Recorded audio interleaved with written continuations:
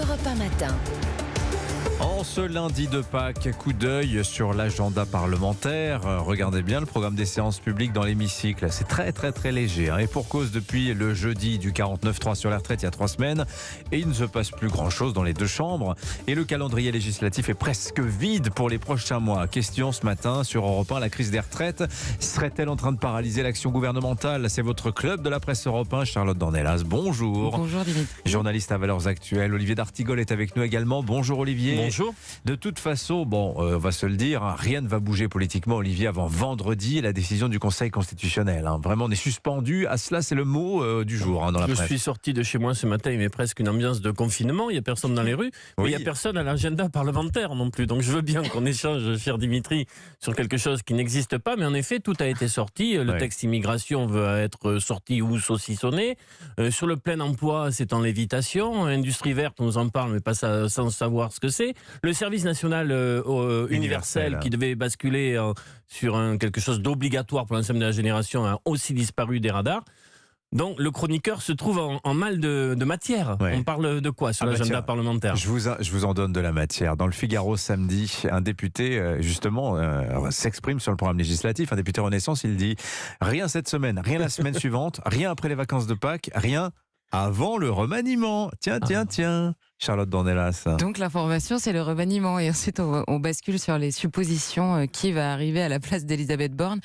C'est pour cet été, semble-t-il. C'est ce que de Patrick Ruiz, de cette rumeur d'un remaniement, et notamment d'Elisabeth Borne remplacée à l'horizon de cet été. Pour ce que ça vaut, évidemment. Et puis l'été, c'est loin. Enfin, moi, je suis basique dans mon travail. Si on me disait, écoute, il va rien se passer d'ici cet été, ça fait long quand même pour qu'il ne se passe rien dans un pays où, en plus, le gouvernement, et notamment le chef de l'État, enfin, essentiellement le chef de l'État, d'ailleurs, Emmanuel Macron passe son temps à dire qu'il y a énormément de réformes extrêmement urgentes, et là en l'occurrence sa réforme des retraites, qui a elle-même été remaniée à outrance pour essayer d'attirer une majorité qu'il n'y a finalement pas eu, va bloquer toute l'action du gouvernement. Et honnêtement, elle la bloquera jusqu'au remaniement, s'il y a remaniement, et même après le remaniement, puisque la question c'est évidemment l'Assemblée beaucoup plus que le gouvernement lui-même, surtout vu les choix que fait Emmanuel Macron, qui sont jusque-là plutôt techno plus que politique, précisément pour laisser la place au chef de l'État. Donc on voit mal comment un remaniement pourrait absolument tout changer sur l'avenir politique du quinquennat d'Emmanuel Macron. En tout cas, on observe vendredi Catherine Vautrin, vous vous rappelez Catherine Vautrin, le retour de Catherine Vautrin. Voilà, qui est maire de Reims, si je ne m'abuse, et qui fut pressentie avant Elisabeth Borne qu'au poste de première ministre. Emmanuel Macron aurait préféré que ce soit elle, mais c'est Elisabeth Borne finalement qui avait été choisie. Elle fait une sortie dans l'Express vendredi pour dire notre démocratie est en danger. Tiens, Olivier d'Artigol. Là, mais les noms se mettent à friser. Charlotte a raison, on va avoir quelques journées, quelques semaines sur le possible casting pour Matignon. Ce nom est ressorti. On nous parle aussi un peu de Lecornu, de bien sûr les politiques, Darmanin et Le Maire. Mais on a quand même la dynamique de cette semaine qui existe un peu, puisqu'il y a une 12e journée de mobilisation qui arrive jeudi, la veille d'une double décision du Conseil constitutionnel. La première sur la constitutionnalité du texte sur les retraites, avec une censure ou partielle ou totale. Il va y avoir pression sur les 9 sages tout au long de la semaine, avec un débat réel sur la constitutionnalité de ce texte. On fait pression sur les sages, Olivier. Non, mais disons, les sages ne sont pas dans un bocal. Ils doivent regarder un peu le débat politique et l'état du pays. Ce qui sera intéressant, c'est voir les attendus de la décision des sages. Parce qu'il peut y avoir une censure quand même partielle. On connaît à peu près les articles qui peuvent être retoqués aujourd'hui. Le CDI senior notamment qui est très menacé. Et l'index, CDI et index. Senior, il faudra voir la musique de la décision prise par le Conseil constitutionnel et la décision sur le référendum d'initiative partagée, qui peut être à partir de vendredi prochain un autre sujet qui arrive dans le paysage concernant ce texte des retraites. Alors, question que j'ai régulièrement posée à des ministres du gouvernement, Clément Beaune notamment. Finalement, ce référendum d'initiative partagée, forte chance quand même d'être espèce de poison lent pour le gouvernement. Est-ce que ça n'arrangerait pas finalement tout le monde une censure du texte, finalement? Sortir de ce bourbier des retraites. Défaite politique, évidemment, pour Emmanuel Macron. Mais enfin, comment dire, balle au centre et on passe à autre chose, là, pour de vrai. Charlotte Dornelas. Le problème, c'est que rationnellement, la censure...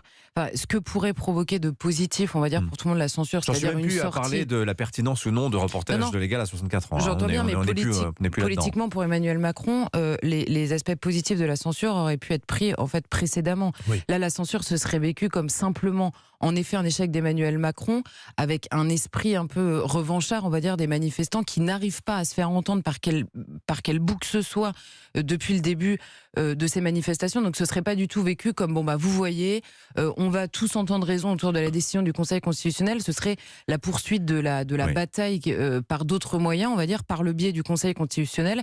Et d'ailleurs, quelle que soit la décision du Conseil constitutionnel, c'est en réalité ce qui va se passer, puisque si le Conseil adopte le texte, même avec quelques réserves ici et là à la marge, évidemment les syndicats et les groupes d'opposition se serviront des articles censurés pour dire bah, vous voyez que ce texte n'était pas complètement bon, et le gouvernement assiera sa légitimité, on va dire, sur la décision du Conseil constitutionnel, ce qui ne changera absolument rien à l'opposition à la fois politique et de la rue. Donc franchement, je ne sais même pas comment ils peuvent se sortir finalement du bourbier lui-même, quelle que soit la décision en réalité du Conseil. Alors l'article dont je vous parlais vous vouliez rajouter quelque chose, Olivier, ou non, d'accord.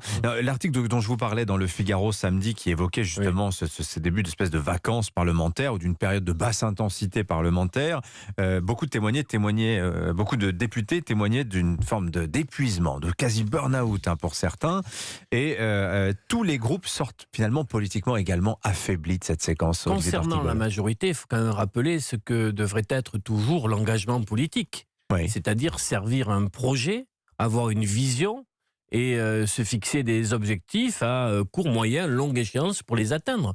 Or, le second quinquennat, si vous vous rappelez de la déclaration tout juste après son élection au second tour d'Emmanuel Macron, il y avait une forme de très grande vacuité dans son discours.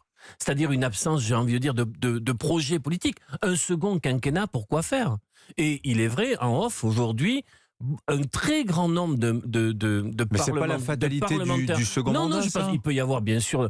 Ce que la vie parlementaire des dernières semaines, j'entends bien que ça puisse faire de la souffrance au travail. Il faut relativiser. La pénibilité au travail, elle est peut-être ailleurs aussi.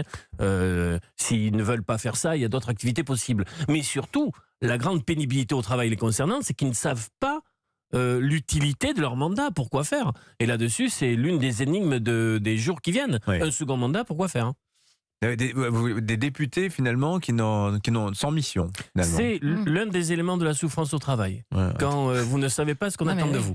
C'est vrai. Intéressant. Non, mais c'est vrai, la question de la perte de sens, on l'entend chez les magistrats, chez les policiers, même chez des travailleurs qui ont des métiers qu'on arrive à identifier absolument parfaitement, qui disent en fait on ne sait plus, à l'hôpital évidemment, à l'école, absolument partout. C'est vrai que ça arrive chez certains députés qui disent on sait plus très bien à quoi on sert dans le dispositif, mais moi je dis que politiquement s'ajoute à ça un autre problème qu'il va falloir gérer dans les années qui suivent, qui est celui du découragement des électeurs eux-mêmes.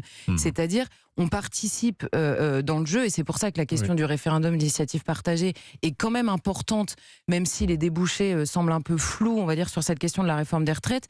C'est qu'honnêtement, quand vous avez tout essayé, avec une véritable inquiétude, légitime ou pas, politiquement, c'est même pas mon sujet, que vous essayez de vous exprimer, que vous n'y arrivez pas par le biais des corps intermédiaires, de l'Assemblée, du vote, parce que le vote est biaisé par pour ou contre le chaos dans les grandes élections nationales, à savoir celle du président de la République, et que ensuite derrière vous n'arrivez pas à vous faire entendre non plus sur la question du référendum d'initiative partagée, éventuellement en dernier recours, et que la conséquence de tout ça, c'est qu'il n'y a plus d'autres textes examinés dans le pays, franchement c'est compliqué. Alors il faut rappeler sur le RIP, sur ce référendum d'initiative partagée, c'est à portée de main. Pourquoi? Parce qu'il faut dans les 9 mois recueillir 4,7 millions de soutiens, de signatures. C'est 10% du corps électoral. 10% du corps électoral. Pour rappel, le RIP qui avait été engagé sur Aéroport de Paris, qui était une question moins incendiaire, avait récolté 1 million.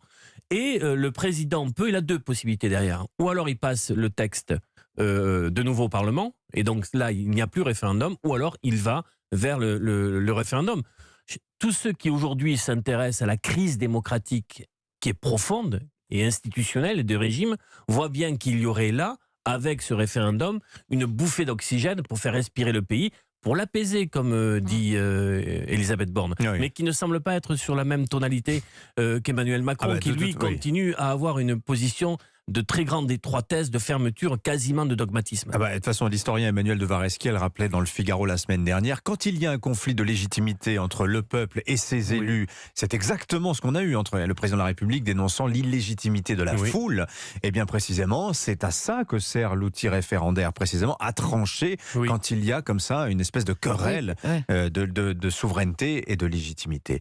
Et puis, simplement sur la question de l'illégitimité de la foule, Emmanuel Macron ne se rend pas compte que dans sa phrase elle-même, il y a précisément tout le danger qui nous guette aujourd'hui. C'est que la foule est illégitime parce que précisément le peuple a des outils dont il se sert pour ne pas être simplement la foule, mais le peuple qui exprime sa souveraineté. Or, tous ces outils ont été balayés d'un revers de main. C'est ça le véritable problème. Il a raison sur la foule. Simplement, il méprise en même temps l'avis du peuple. C'est compliqué. Et pendant ce temps-là, à gauche, alors je vous donne, c'est un épiphénomène, à Foix, ce jeudi dernier, au début de la manifestation contre la réforme des retraites, des manifestants, beaucoup avec un dossard CGT sur le dos, ont pris un parti. La nouvelle députée PS de l'Ariège, Martine Frogier, la traitant de collabo. Elle a dû quitter le cortège au bout d'une demi-heure. Ça en dit long quand même sur ce qui ressemble de plus en plus, Olivier d'Artigol, à une guerre des gauches. Oui, d'abord moi je l'ai dit, dire que c'est inacceptable. On peut penser ce qu'on veut de cette élection, en tout cas elle a eu lieu. Et ce sont les personnes qui sont allées aux urnes qui ont départagé la candidate sortante, députée sortante Française Soumise et la candidate qui était soutenue par disons, une autre sensibilité de la gauche. Ça, c'est la première chose. C'est intéressant ce qui se passe, il faut le regarder de près. À travers le débat interne qui existe quand même au sein des Insoumis, qui a été tranché sans processus démocratique d'ailleurs. Ce week-end, le Parti communiste français est en congrès avec une orientation, une cohérence portée par Fabien Roussel. Il n'en démord pas, il reste dans sa cohérence. Il y a aujourd'hui la situation bicéphale au Parti socialiste, avec deux orientations qui cohabitent, mais on peut se demander jusqu'à quand.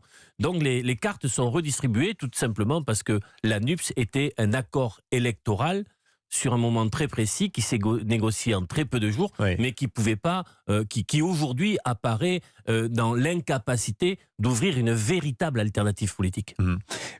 Vous voyez, Charlotte Dornelas, se profiler éventuellement des scissions au sein du Parti socialiste, par exemple, une partie allant rejoindre les Insoumis, l'autre formant une espèce de pôle allié avec les communistes. Il y a une forme de, peut-être, début d'un processus de recomposition. Jean-Luc Mélenchon se tourne vers le NPA, le nouveau parti anticapitaliste pour les européennes l'an prochain. Non, mais c'est assez logique, en effet, puisqu'on savait les différences. Moi, je confie mon étonnement, je ne vais pas expliquer à la gauche comment s'organiser, parce que je déteste que la gauche le fasse avec la droite, et c'est ce qui nous arrive depuis 40 ans, donc je vais laisser la gauche s'organiser toute seule.